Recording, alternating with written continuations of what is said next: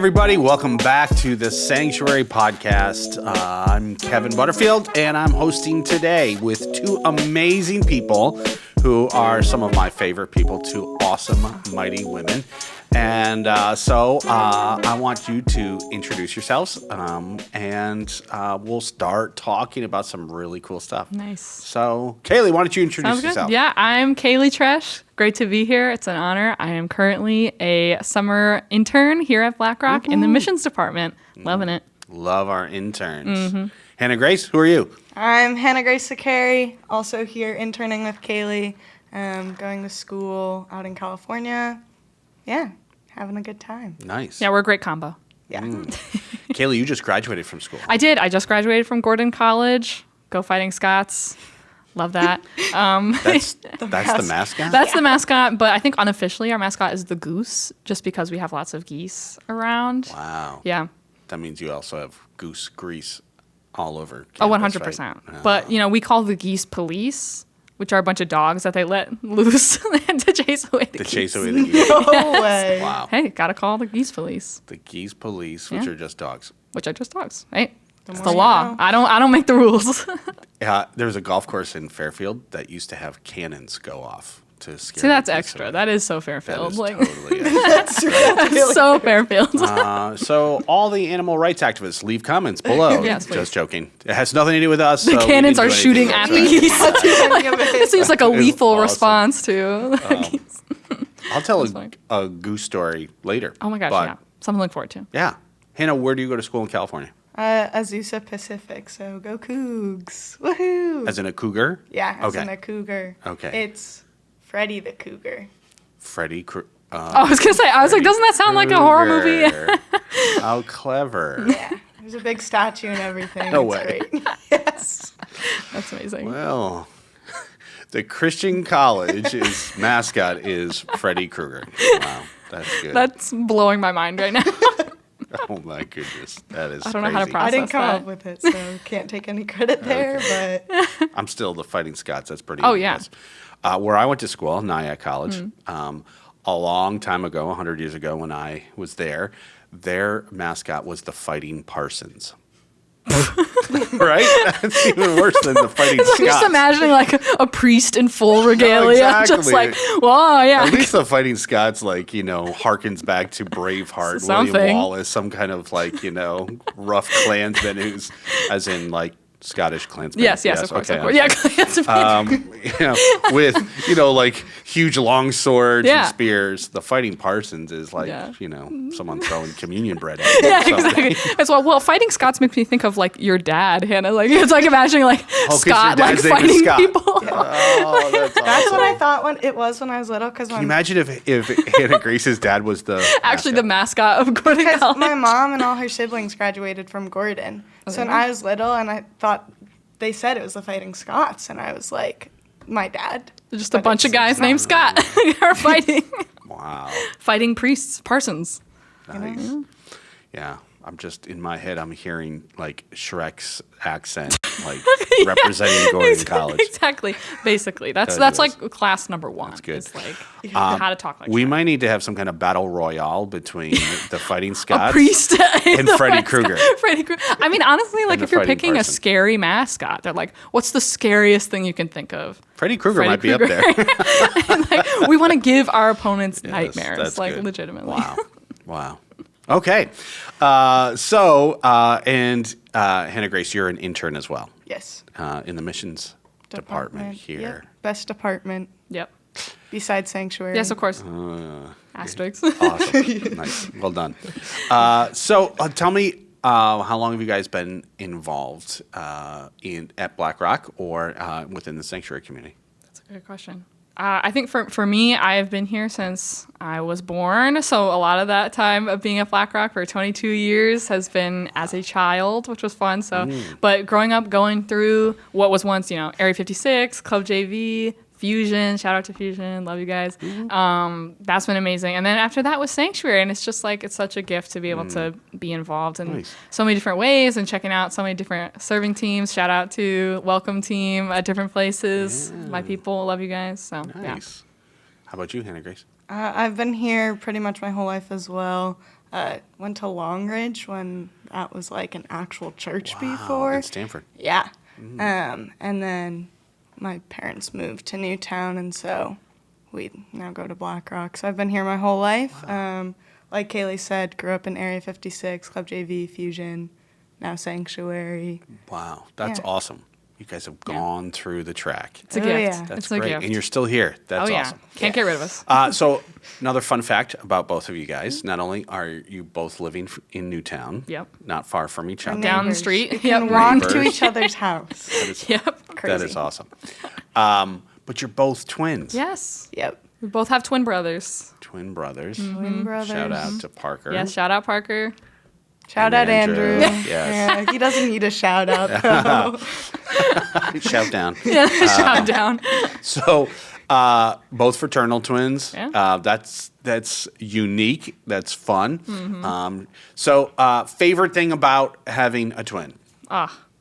So having a built-in best friend, it's the best. It's great that he was smart at all the subjects in school I'm bad at, so he's able to help me every single year successively. I am where I am today because of his academic and spiritual guidance. Built-in best friend and Yes. tutor. Exactly, for free. Nice. Yes. I was gonna say built-in best friend. It's somebody you get to dream with and do life alongside. And I mean, like I love my sister, and we have a special bond too. course. But there's nothing like being actually born with somebody and True. doing everything. Sharing a womb for yeah, almost and then 10 months. sharing everything.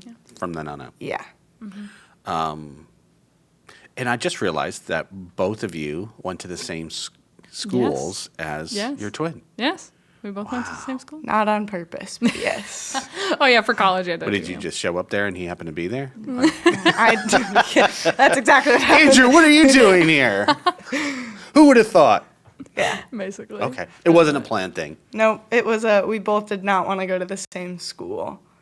So I didn't want to go to APU, and then a day before my decision was due, the Lord kind of switched everything and was like, "You're going to APU." And now here we are, and it's great, and Nice. I love it. He loves Awesome. it. Great. Yeah. That's really cool. So, both of you guys are working in our missions department right now for the summer. And both of you, knowing you guys, you have a heart for what we call global outreach or global missions. So I'd love to hear from both of you guys. When did that interest or desire start for you? Can you pinpoint a time or a place where, because growing up here, being involved in different things, there's still a lot of people who go, yeah, I know about missions, or I'm involved, or I support on some level, but you guys have a unique interest that I think has become a passion of yours. So what sparked that interest? When did you guys first feel some kind of spark towards global outreach and missions? So, Hannah Grace, you go first. Yeah. So, funny story actually. It was when I was like 4 years old that it started. And anytime anybody asked me, what do you want to do with your life? I was like, I'm going to live in a hut in Africa and be a missionary. And I'd get a lot of laughs of like, oh, that's cute. You're 4. You don't know what you're talking about. Yeah, that's right. Can you still find good. Africa? Right. And while that dream has grown and changed over time, the heart of it has stayed the same.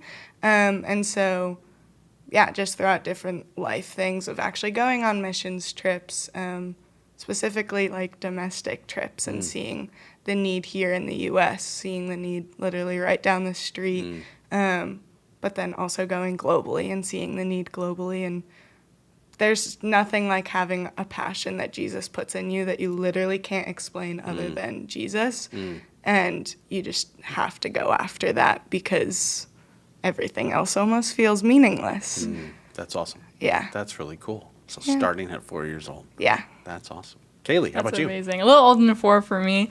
It's been so amazing kind of just being in the Black Rock community, which has taken missions so seriously for decades, like 60 years or something like that. So the missions conference every year is such an important part for our community, and just, growing up in that has always kind of been, I've always kind of been exposed to it. Yeah. But as I got older and like through middle school and high school, I don't know if you guys had this like at your schools where you would kind of get your chance to do your own research and do your own project, about whatever you wanted to do, I always gravitated towards what's it like to be a Christian in another country? Like, what is the church like in other places? And what is it like for people who are a different religion coming here to America? What is it like being a Muslim in America? What is it like being a Buddhist in America?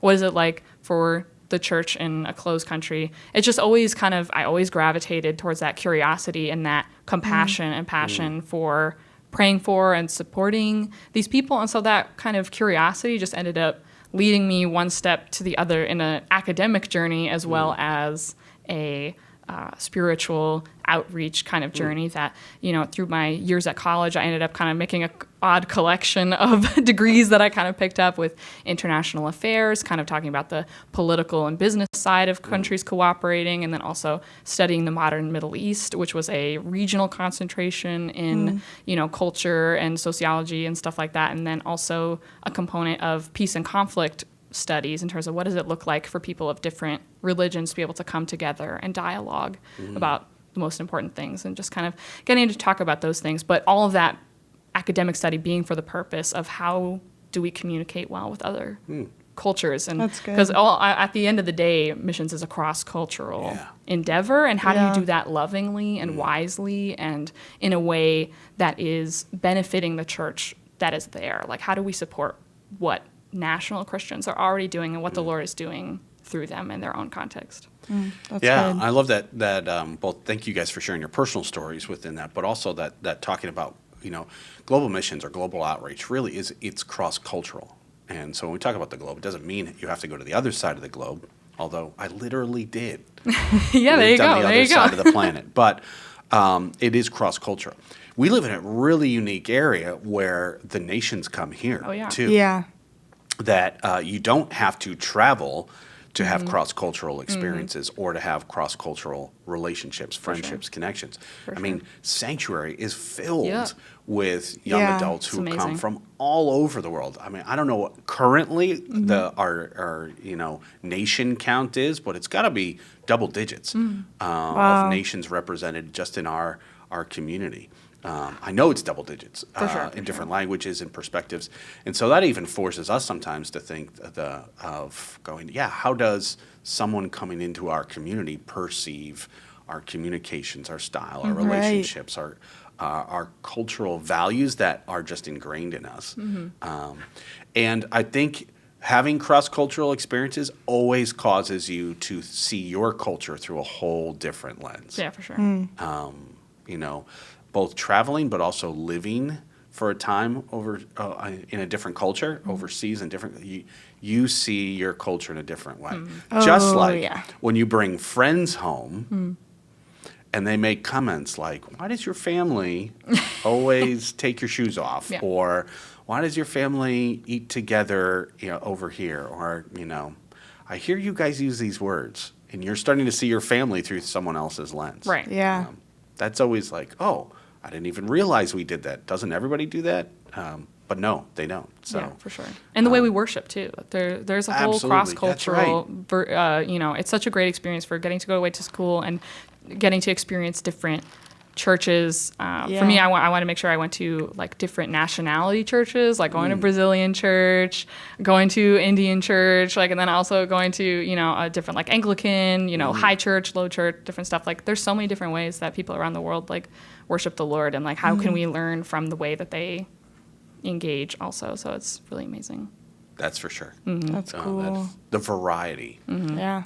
The kind of cornucopia. Yeah. Of cultures. It's really cool to see the beauty of God's handiwork. No, for sure. In that. Yeah.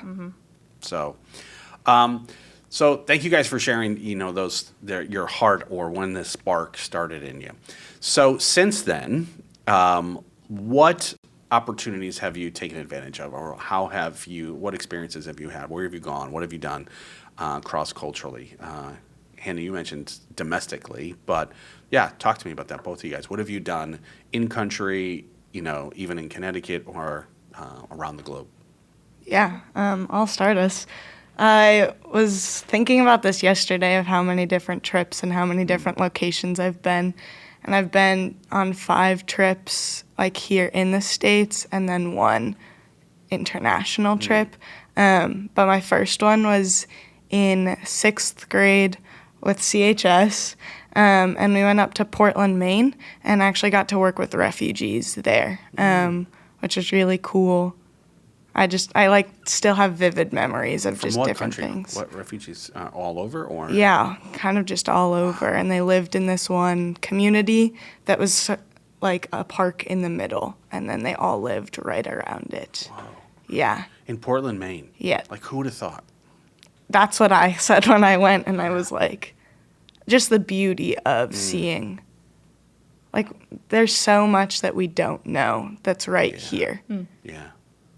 Like, how could we not want to look into that more and, I don't know, see the need? And so that was a really eye-opening trip for me because at that point, again, felt this call at age 4. By 4th grade, had a huge tragedy in our town, and I was like, yep, Lord, absolutely not. I will not be doing missions. You had my yes, but now you have my no. I'm not doing that. Give me something else. Absolutely not. And then 6th grade comes along. I go on this missions trip, and my heart for missions started to burn even more of, That's good. There's a need here, and we can do something here. And so the Lord used that and set fire to that passion even more. And so then ended up going to Philly with BlackRock, and again working with street kids in a VBS, and just learning so much. And Carolyn DeLeo at the time, Luber, and then Hannah Ginta were both the leaders on that trip, and just 2 people who have a heart to serve and a heart for missions pouring into you when you have that and they see that in you. Just blew my mind, and the Lord kind of took it from there. And so did a couple more trips with BlackRock, led a trip last year for the high school students for my senior capstone project, and then going into APU, was supposed to lead a trip to Mexico over spring break, actually. Ended up getting a concussion 3 weeks prior and wasn't allowed to. But what we were going to do there, and my team ended up doing, was hiking into the mountains of Ensenada and bringing water, food, and the gospel to the unreached people there. And yeah, it sucks that I wasn't able to do it, but the Lord was teaching me and preparing me a lot for what was next. And my team, they came back with so many stories of just seeing the Lord and seeing how hungry people are.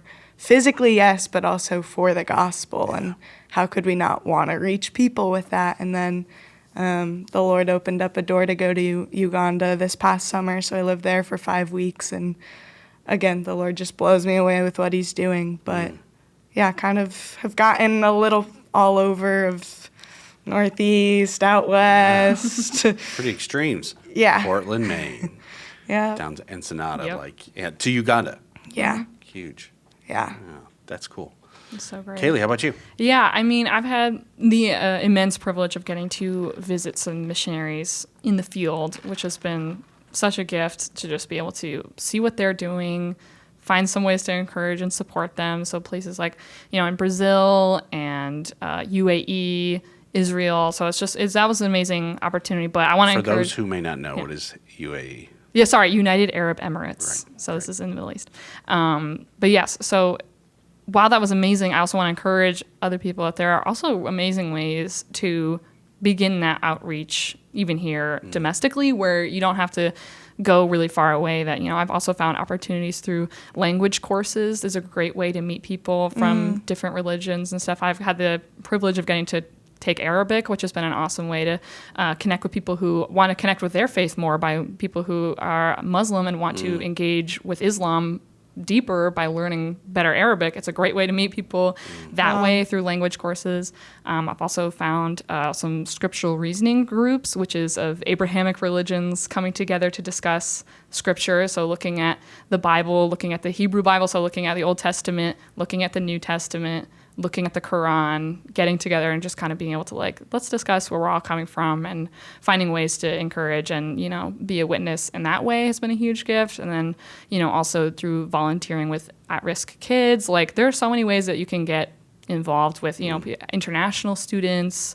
There are people coming to our country now who are in closed countries that Christians have been praying to get into for 100 years that are now in our back door. Like, you know, that they're in, just in Connecticut alone, there's like a huge number of Afghanistan refugees that's like, we can't send people there right now, but they're coming to us. Like, what a privilege that places from people from Syria, people from like places that we could never get to. The Lord has, through, you know, all kinds of circumstances, tragic circumstances, but brought them to our door, and it's our opportunity now to seize that opportunity to be able to share the love of Christ. I think that's so good that you share that, because, you know, this summer we've been doing this series at Sanctuary called Life Lessons with God, and it's funny how God, you know, almost like he meant it, you know, and he did, but has been weaving this theme through the individuals sharing life lessons that God has taught them, but this continued theme of saying yes to God, give him what you have, trusting him with what he says, and all these of hearing the voice of God and responding. All these themes really are just continuing to follow him, say yes, you know, see the opportunities that God puts in your path. But that's part of it. We just talked about, you know, bringing nations. Not only that, but closed nations in the 1040 window that we've been praying for decades. And same thing of going, if you can't go there, or even, you know, as you were saying, Hannah Grace, of going, hey, when you're seeing a tragedy and fears rising up, like, I don't have to go there. God's saying, oh, okay, I'll bring them to you. I'll, you know, whether it's, you know, a couple hours away in Portland or here in Connecticut, here in Bridgeport. Keeping our eyes open with that. For sure. As well. And then it's interesting because I see Christians sometimes, if they go on a short-term trip, they have these lenses on of compassion, of connection, of grace, but then they come back home and they're bumping into literally the same people that they've gone to serve, but they don't have that same lens of compassion, connection, grace, and love. It's, you know, it's a very different, you know, perspective, and really going, God's going, hey, I brought them here. You don't have to spend thousands of dollars to go there. Do it here. But that's really cool. So I will ask this question. I'll also follow up.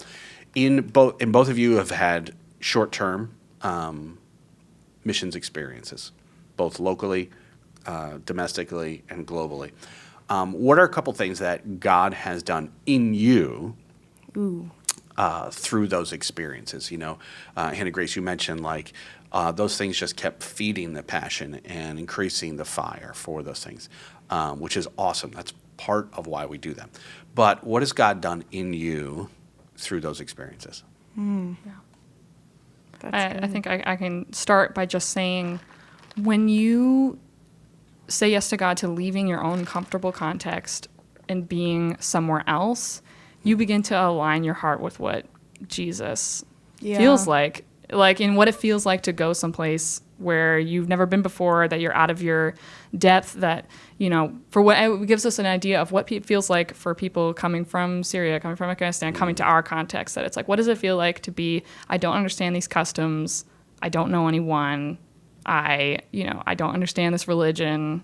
How do I get connected? How do I feel loved? So you understand what it feels like on a very small scale to feel disconnected. And then that's where we find Jesus, in that uncomfortability of that. We see his heart of compassion for people who are lost and lonely, that we see, you know, that feeling for him. It's just like, I think that's something that he's really been growing in me, is that humility and that compassion and that, you know, desire to connect with people who haven't been able to connect. And so that's almost kind of the feeling that's like, you know, when you step out of your comfort zone in short-term missions, it's more not for you to feel better, but it's to make you understand something different than what you already kind of have experienced in your comfortable context.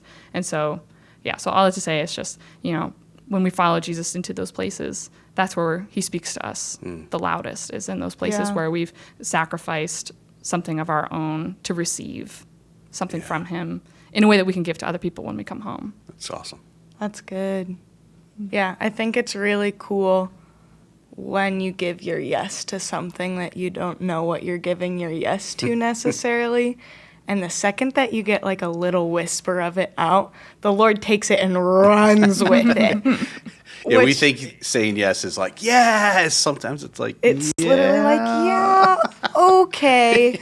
And the Lord's like, that was a yes. Yeah. I'm taking that. And yeah, he blows you out of the water with what he wants to teach you. And I don't know, that's been really cool to see. And I think each trip has taught me something different. But like Caileigh said, his voice gets louder when you're on trips like that because you become more dependent on him. Yeah, that's it.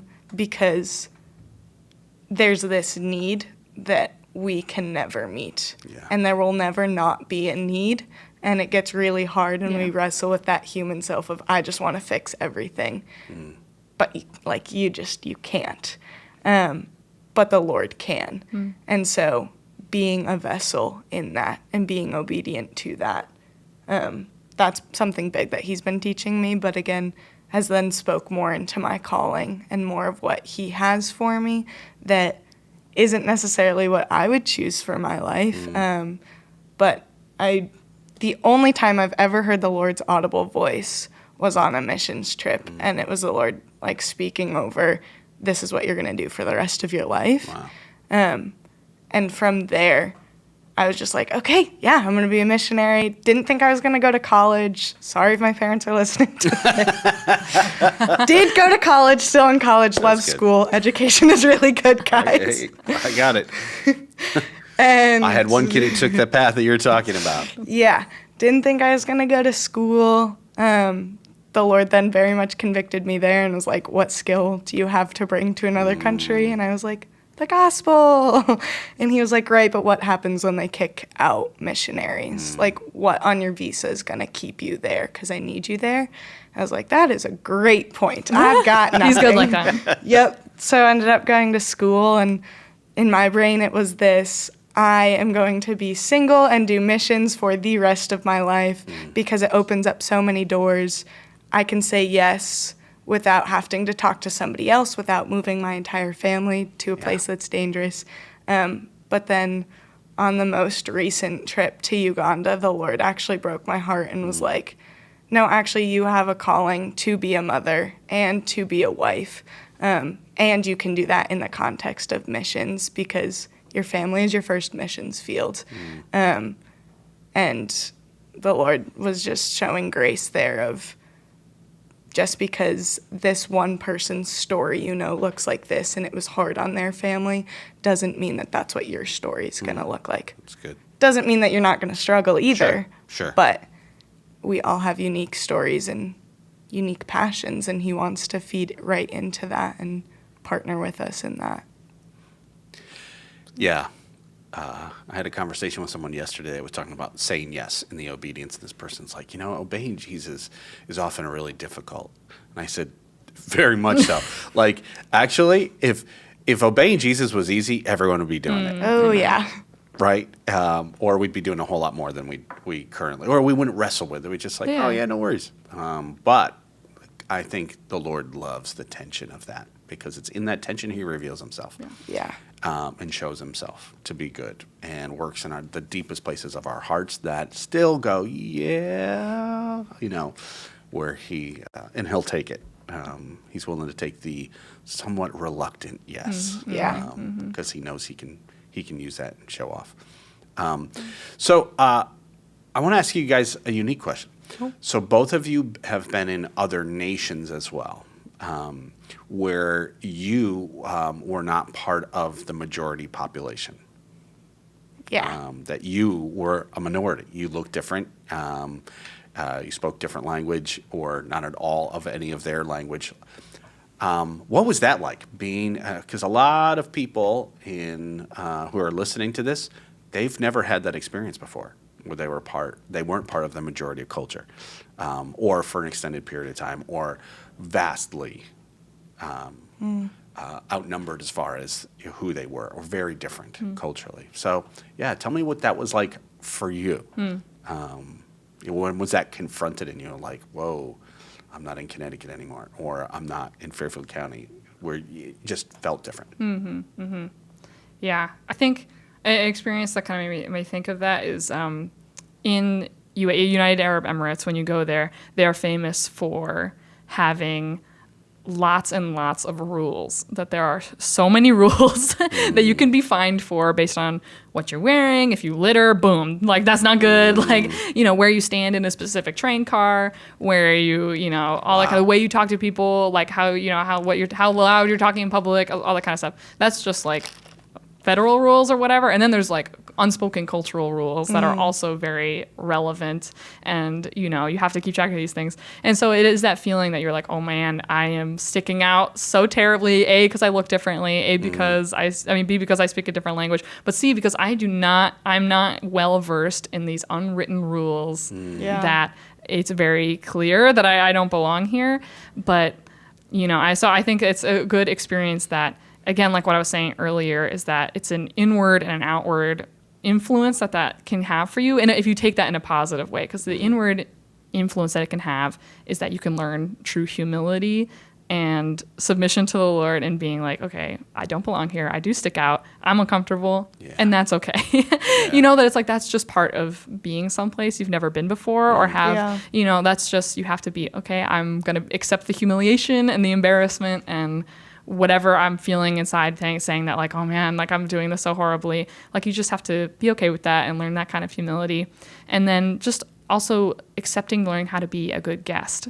I think as a cultural thing that we are not well versed in hospitality as other cultures especially are. that side of hospitality. Yeah, exactly. Is that we don't know how to be hosted. A good guest, because in our culture, it is very much everything is reciprocal.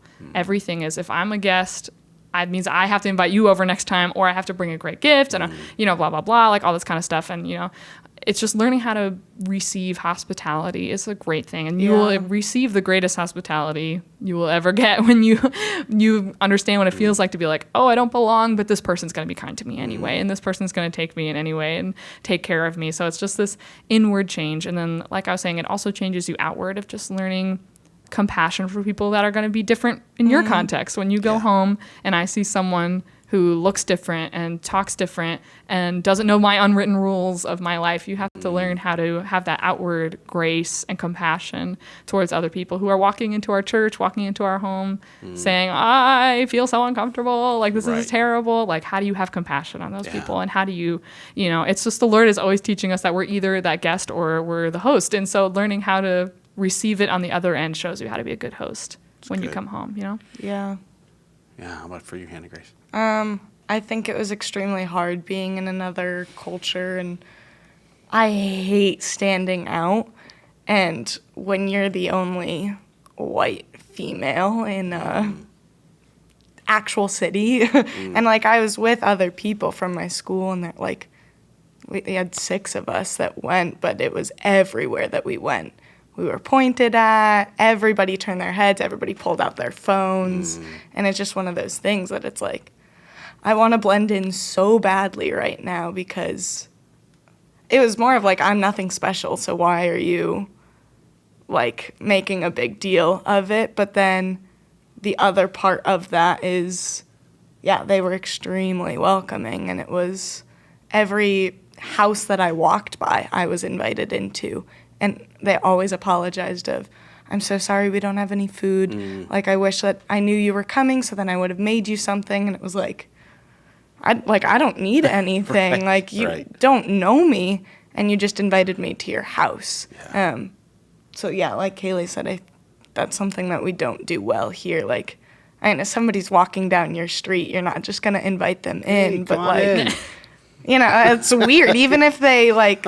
Even if they're your neighbor, you're still not. We don't even do that with our mailmen who we see, our mail persons who we see every day, right? Right. Like, we're just like, in fact, if whoever's delivering your mail, like if the Amazon person shows up today and was like, hey, can I use your bathroom? You'd be like, call the police. So weird. Who is this person? But exactly. To and see so that it's level of hospitality. Yeah, it was a shock going in, but then once you learn to receive it, it's easy, and you still get pointed at on the streets, but it's easier to adjust to it.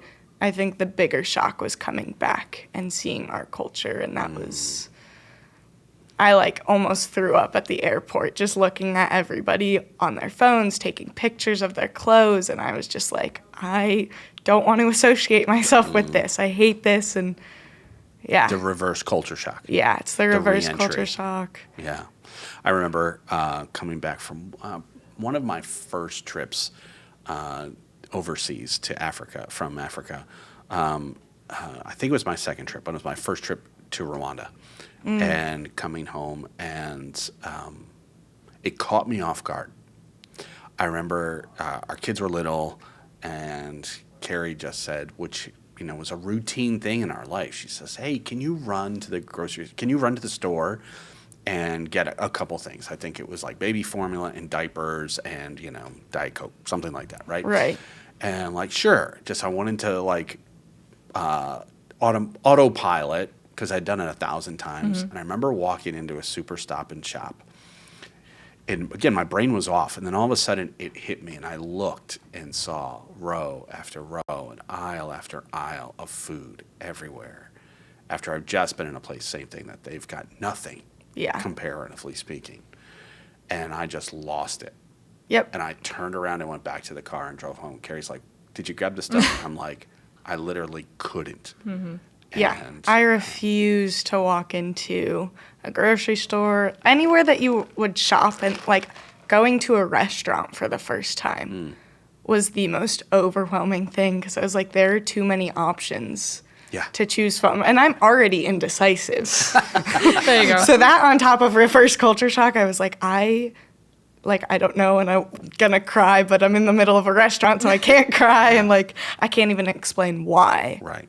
But And no one around me gets it. Yeah. They think I'm weird. Right. And I think that is the benefit of cross-cultural experience. It's benefit of going on missions, is it builds into you, and I think this is, Caileigh, what you're saying too, is it increases your empathy. Yeah. And increases your ability to be sensitive, not only to the voice of the Lord, but to the heart of the Lord. That even when the Lord's not overtly speaking, he's giving you a taste of his heart for the world around you. Yeah. Which is huge. And it does impact every part of your life. It's beyond the week or 2 weeks or 5 weeks or 5 years that you're in a different place. Yeah. Which I think is such a benefit to anybody. And I think we miss those opportunities every day when we have cross-cultural opportunities. Yeah. Yeah. Who was it that mentioned Carolyn DeLeo? You did. Yeah. Hannah Grace. We're going to have Carolyn on a podcast. Nice.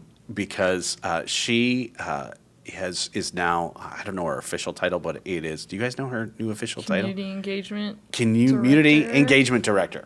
So Sure. she's helping us She's awesome. as a community get Yeah. engaged with those cross-cultural opportunities that are in our backyard, that are literally down the street from Yep. us Yep. in our everyday world. Yeah. Which is going to be really cool to see that opportunity increase. A couple more questions for you guys. Yes, please.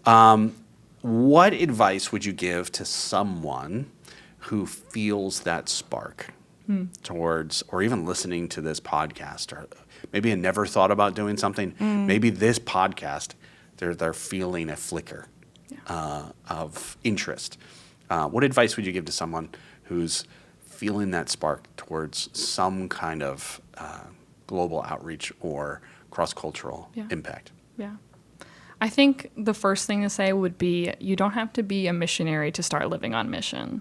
You know, Yeah. that it's like you need to start thinking about, what kind of fruit do I have in my life? Like, am I reaching out to the lost and lonely in my life? Am I discipling? Am I seeking and taking gospel opportunities?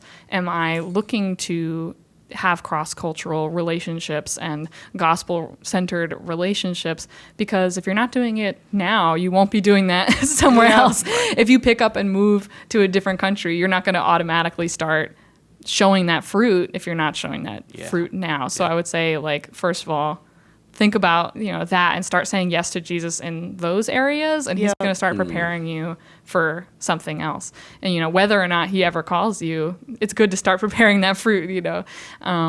But yeah, I think that's the first thing I would say is just, start thinking about that. And then secondly, like really press into it, like the Lord, he doesn't leave room for inaction. That he either said, in his Great Commission, he says, you're either sending or going, that it's like, there's no other option that, so it's been amazing. I know Hannah has a lot, is so great at talking about, going, and she's just like, so, with your experience in Uganda. And so it's been so great kind of learning the other side of it is how to send well through being an intern here at BlackRock. It's like, how do we send missionaries? And I think just the leadership has been so amazing at showing what it looks like to send well, of serving missionaries instead of having them serve us. How do you, look to fill their needs, and how do we prepare them for, real gospel impact? So I think I would say to someone, just like, first start thinking about your own fruit. Second, start thinking about how you're sending well, with that, and then kind of with those,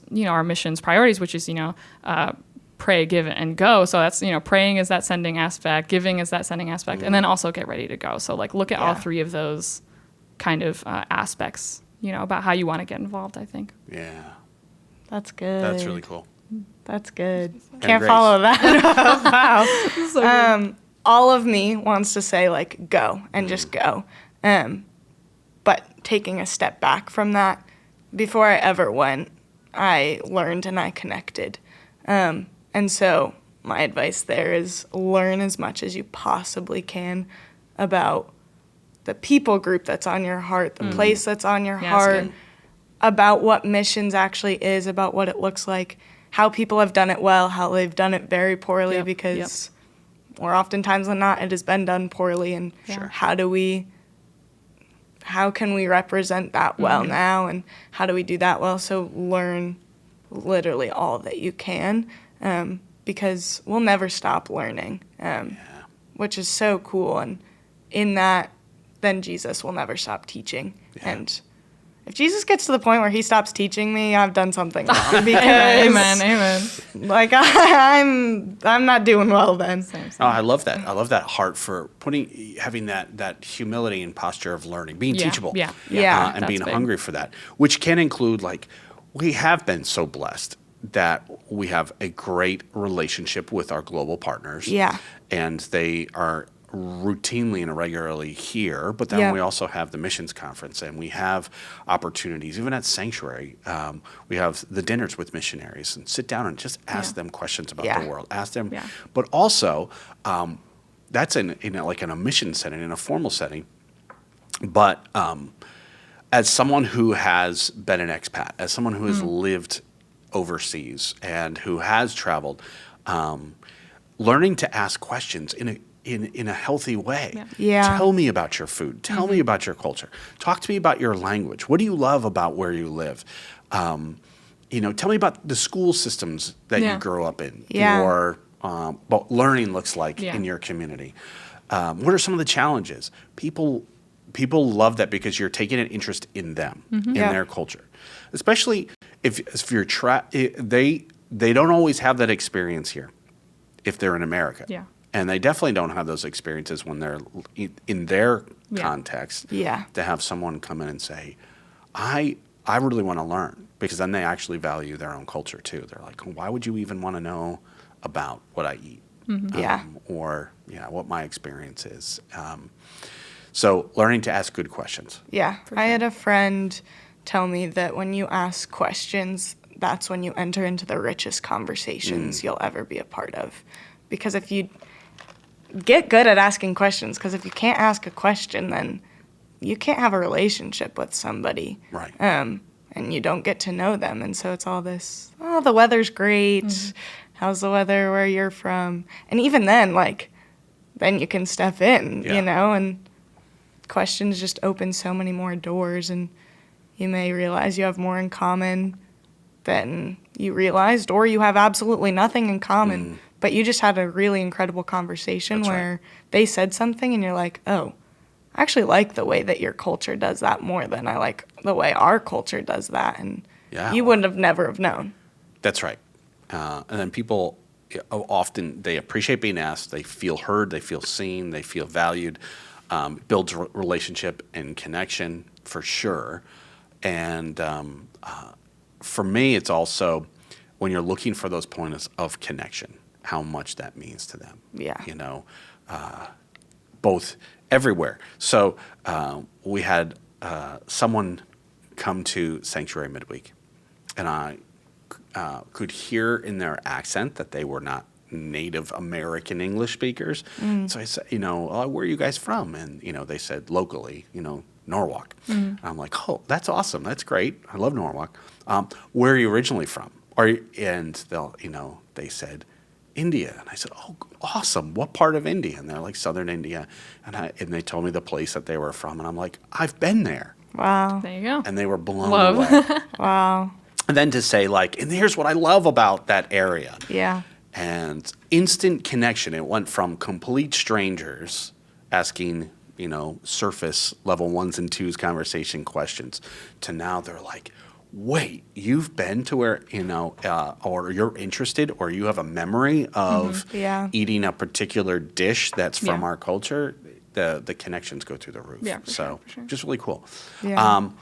Last question. Yes, please. We talk about how do you about supporting global partners, but you guys aren't on the mission field. You're not on location totally yet, and and we'll leave the yet to whatever Jesus is doing with your life. True that. But even as young people, as students, or just starting careers, but have a heart for global outreach, what can people do to support that passion and call and that spark that God has put in you? Yeah, for sure. I think just, you know, the first thing is pray. That's always the first thing. That's always the last thing. Everything in between. That is like, there's such an amazing program here at BlackRock. You know, the Prayer Partners ministry is huge, of just, you know, covering our partners in prayer and being consistent with every day of the week. Yeah. You know, day and night, like covering them, because that's big. We're talking to some missionaries. As part of our role, we get to kind of call with missionaries once in a while. And we were just talking about how, like, they can feel a difference when they know that people are praying for them, and just the spiritual challenges that they come up against. The prayer is what helps them through those things. Yeah. It's just that definitely prayer is definitely the number one thing I would say. It's like, definitely get involved. Like, you know, people at Sanctuary, it's easy to get plugged in to praying for missionaries and stuff like that. And just like, you know, and praying for their communion with the Lord and their closeness with the Lord, praying for their communities, praying for their ministry. It's like, there's so many different areas that we need to cover in prayer. And the more people who are gathered in Jesus' name to do that, you know, the better. And then secondly, also getting involved in giving to support missionaries is so huge. Like, whatever you can give, it doesn't matter, you know, dollar signs amounts. Like, it's just, you know, sacrificially giving of what you do have. Like, the Lord can use that beyond what we could ever, you know, just like you're saying, what the kind of trend is that that Sanctuary has been kind of dwelling on lately. It's just, you know, giving our loaves and fishes, like Becca was saying when she was speaking. It's just whatever we can give. It's that posture that the Lord uses, not like, he doesn't need our money. Right. You know, what he needs is us sacrificially giving, and it's that attitude, is that how he multiplies that and uses it for his purposes, for sure. That's awesome. That's good. Hannah, what would you say? Yeah, prayer is probably the biggest thing. But then going back to asking questions and wanting to know more, and there's nothing like talking to a missionary, having somebody talk to me and them ask about my heart, asking about other people's hearts and seeing what their dreams are, and then wanting to come alongside and support in that. And support honestly just looks like relationships, and it looks like showing up and staying and being there. And so I remember having a conversation with somebody out at school, and they had asked one question that like slightly hinted at missions, and I took it and I was like, oh, I can talk about this forever. And we were just talking about it, and I was talking about my heart, and was like, there's like 3 countries in specific that the Lord has highlighted over time, and was talking about those 3 countries. And they were like, all I want to do is buy you a plane ticket and send you now. Wow. And it's like, this person doesn't know me that well. And I'm like, I'm feeling the same thing, but to have somebody who... I'm feeling that you should do that. Please. My Venmo is... Exactly. Here's the QR code now. So here's how you can pay for my next trip.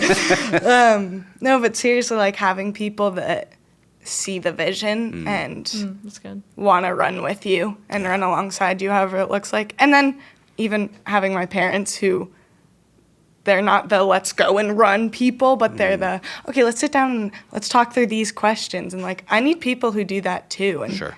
like everybody does, Yeah. you know? In a supportive way. Yeah. 100%. And so, yeah, I think just doing life with people is support in itself. And then it's actually asking that hard question of, how can I support you? Like, what does the best support look like for you? And even doing that in friendships of, like, asking Caileigh, like, Caileigh, how do you receive love? And how can I show that to you? And so if we're not doing that in our relationships here, then doing that with missionaries who are across the world. For sure. That can never happen. And so it literally starts here. And I think that goes for everything that we talk about, but like it starts here and it starts now. Yeah. That's good. That's good. And even asking that question, how, because there are general things like you can definitely pray, you can definitely give, but even ask, Caileigh, how can I support you? What's your love language? What fills your tank? What would be great?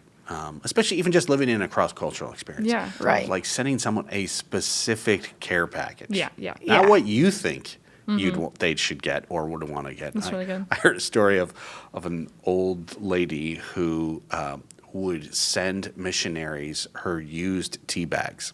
What? She would use a tea bag one time and then dry it That's and then say, insane. hey, there's still use in it. I'll send it to the missionaries. Which the heart was good. is there. The heart is there, but rather go, why can't That's I send insane. them a new box Yeah. of tea Yeah. bags? Or do you drink tea? Right. What would you like? Right. I can get tea in my country. Yeah, right. I'm a Right. missionary in Yeah. a place that there's tea bags. Yeah. That's good. It probably Yeah. you spent more in postage for those tea bags than I would pay. But ask that specific question. Don't Yeah. assume.